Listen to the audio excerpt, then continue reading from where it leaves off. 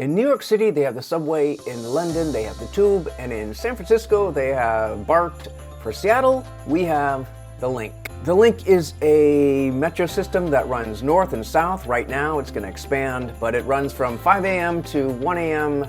Monday through Friday, and then Saturday, Sunday, it runs 6 a.m. to midnight. So not 24 hours, but a decent range of hours. And one of its prime purposes is to connect people from SeaTac to downtown Seattle, and it does pretty well for that, for a pretty good price. Speaking of which, the price is $3, or I've seen it for $2.50. I get it through the app. You can download an app, and you can get a ticket, and you just walk in, and that's it. There's no gates, and there's really no agents to show tickets to. In fact, it's probably one reason why I never see anyone really paying for it, and I'm not sure most people do. Now I of course do, because I don't know, if I don't, it seems like stealing, and I don't want to, even though it's $3, I'm not selling myself out for $3. But without agents, yeah, I just don't know why anyone is actually paying for it, and they don't check the ticket. I've never seen them check the ticket, so I don't think anyone does, but it's hard to tell. I guess they got in trouble a few years ago for being discriminatory. I don't know how. If you check everybody's tickets, you're not discriminatory, but I suppose if you randomly did it, then people could accuse you of things. Now I found the wait for the train is about, I don't know, 10 to 15 minutes is I think pretty average, so it is definitely slower than maybe the subway in New York or the tube in London, but still, that's not bad. It's better than BART. And the times aren't too bad. I think from SeaTac to Capitol Hill is probably about 55 minutes, and from SeaTac to downtown, probably about 40 minutes or so. As far as comfort, it's fairly comfortable. The seats are hard plastic, so they don't really get soiled the same way that maybe the cloth ones of other metro systems do. I'm not sure how often it's cleaned. I've seen messes on it, but I've also, it's in pretty good shape overall when I take it. I mean, it's not like horrid.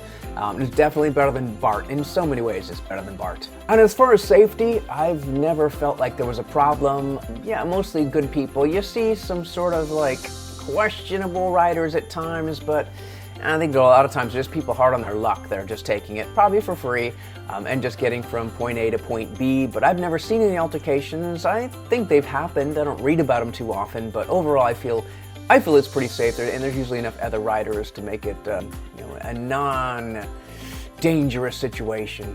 So all that being said, do I take it regularly?